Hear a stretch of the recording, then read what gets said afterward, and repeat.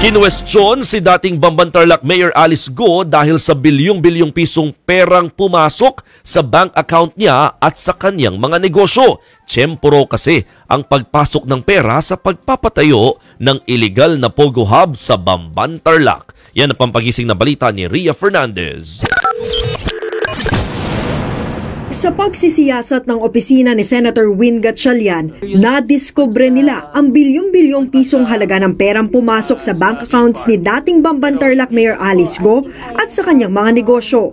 Nang makaharap sa pagdinig ng Senado kahapon si Go, diretsahan na siyang tinanong ni Gatchalian, saan nanggaling ang halos 2 bilyong pisong pera na pumasok sa kanyang account kung saan 1.2 billion pesos ay tseke habang 600 million pesos ay cash.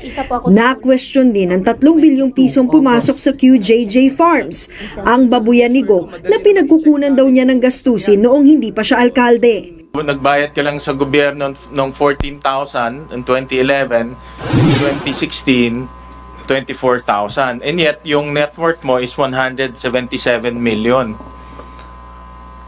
So, saan ba nanggagaling yung iyong income stream? Diba? Kahit na sinabi mong kumukuha ka sa QJJ farm, pero yung QJJ farm naman at very least, at the very most nga 91,000 lang yung kita. Saan ka kumukuha ng iyong pangbili ng mga assets mo?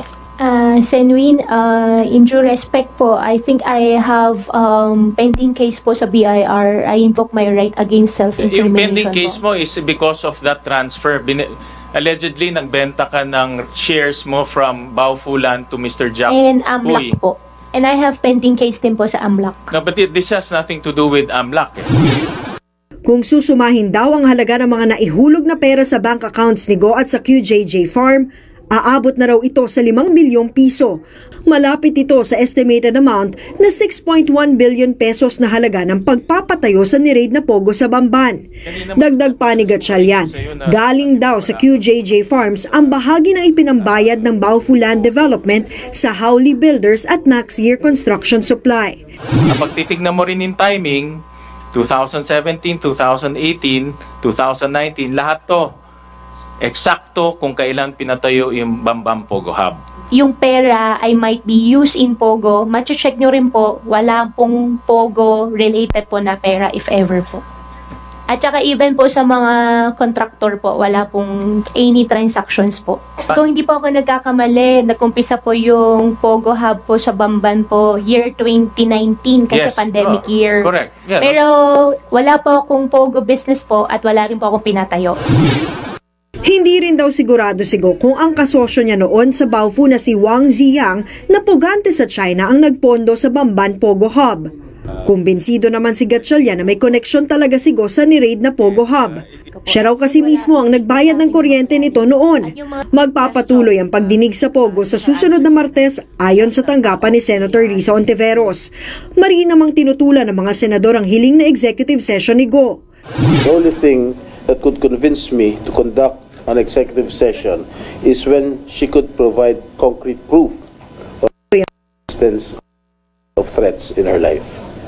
We owe it to the public. Remember, niloko na tayo nitong pugante nito.